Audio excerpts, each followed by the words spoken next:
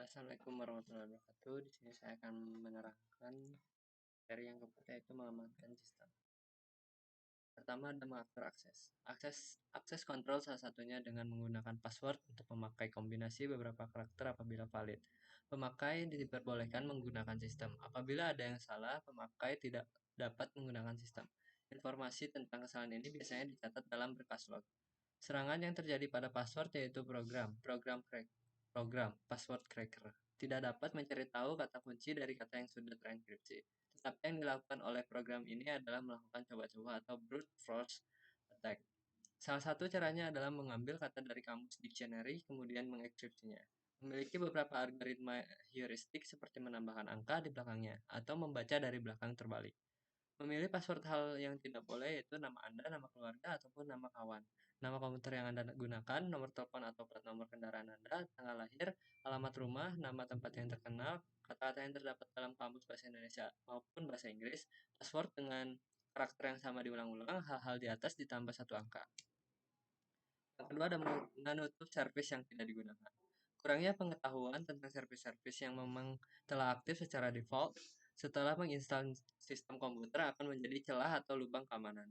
Cara menutup service. Klik Start, Control Panel, Administrative Tools, Service. Jika statusnya adalah Start, berarti port sedang terbuka. Yang ketiga itu kanan di salah satu service, properties, ubah startup type menjadi disable. Yang tidak memasang proteksi atau firewall. Proteksi ini dapat berupa filter secara umum dan yang lebih spesifik adalah firewall. Filter dapat digunakan untuk memfilter email, informasi, akses, atau bahkan dalam level PG tertentu. Penangkal lainnya adalah untuk memproteksi sistem kita adalah dengan memasang, mengupdate, terus antivirus. Sebuah sistem atau perangkat yang mengizinkan lalu lintas jaringan yang dianggap aman untuk melaluinya dan mencegah lalu lintas jaringan yang tidak aman. Umumnya sebuah firewall diimplementasikan dalam sebuah mesin terdedikasi yang berjalan pada pintu gerbang gateway antara jaringan lokal dan jaringan lainnya. Tujuan utama dari firewall adalah untuk menjaga prevent agar akses ke dalam maupun keluar dari orang yang tidak berwenang. Unauthorized access tidak dapat dilakukan. Konfigurasi dari firewall bergantung pada kebijaksanaan polisi dari organisasi seperti hal-hal yang dilarang atau prohibit, hal-hal yang diperbolehkan permitted.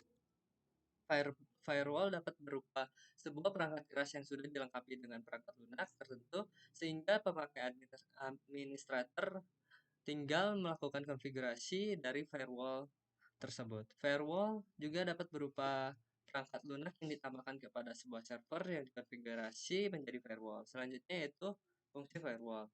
Yang pertama ada mengontrol dan mengawasi paket data yang mengalir di jaringan. Firewall yang harus dapat melakukan pemeriksaan terhadap paket data yang akan melewati jaringan privat. Beberapa kriteria yang dilakukan firewall, apakah memperbolehkan paket data melewati atau tidak, antara lain itu alamat IP dari komputer sumber, port TCP, UDP, sumber dari sumber, alamat IP dari komputer tujuan, port TCP, UDP, tujuan data pada komputer tujuan, informasi dari header yang disimpan dalam paket data. Yang kedua, melakukan autentifikasi terhadap akses. Yang ketiga, aplikasi proxy firewall mampu memeriksa lebih dari sekedar header dari paket data. Kemampuan ini menuntut firewall untuk mampu mendeteksi protokol aplikasi tertentu yang spesifikasi. Yang keempat, mencatat setiap transaksi kejadian yang terjadi di firewall. Hal ini memungkinkan membantu sebagai pendeteksian dini akan penjebolan jaringan. Yang keempat adalah pemantau serangan. Sistem memantau monitoring sistem digunakan untuk mengetahui adanya tamu tak diundang atau intruder atau adanya serangan attack. Nama lain dari sistem ini adalah Intrusion Detection System atau IDS. Sistem ini dapat memberitahu administrator melalui email maupun melalui mekanisme lain seperti melalui pagar. Intrusion Detection System atau IDS adalah sebuah aplikasi perangkat lunak atau perangkat keras yang dapat mendeteksi aktivitas yang mencurigakan dalam sebuah sistem atau jaringan. IDS dapat melakukan inspeksi terhadap lalu lintas inbound dan outbound dalam sebuah sistem atau jaringan, melakukan analisis dan mencari bukti dari percobaan intrusi atau penyusupan. Jenis IDS, Host Based Intrusion Detection System atau HIDS. Aktivitas sebuah host jaringan individual akan dipantau apakah terjadi sebuah percobaan serangan atau penyusupan ke dalamnya atau tidak. HIDS seringnya diletakkan pada server-server kritis di jaringan seperti halnya firewall, web server, atau server yang terkoneksi ke internet.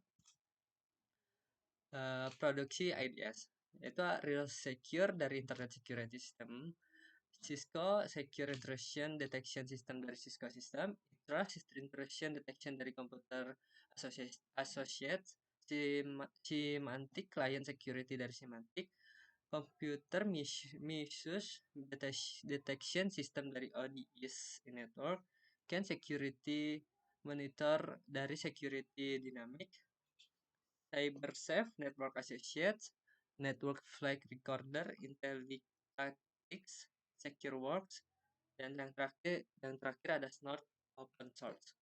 Yang kelima yaitu Audit Backup Routine. Audit sistem informasi atau informasi sistem audit merupakan proses pengumpulan dan penilaian bukti-bukti untuk menentukan apakah sistem komputer dapat mengamankan akses, memelihara integritas data, dapat mendorong penyampai tujuan organisasi secara efektif, dan menggunakan sumber daya secara efisien. Keamanan sistem informasi merupakan prosedur untuk mencegah pencurian data, akses tidak sah, dan kerusakan terhadap sistem informasi suatu perusahaan. Langkah-langkah pelaksanaan audit keamanan sistem informasi mencakup 1. Penentuan ruang lingkup pengumpulan data, pelaksanaan audit kepatutan, penentuan maturity level, penentuan hasil audit keamanan sistem informasi, yang terakhir ada penyusunan laporan hasil audit keamanan sistem informasi. Sekian dari materi yang keempat. Assalamualaikum warahmatullahi wabarakatuh.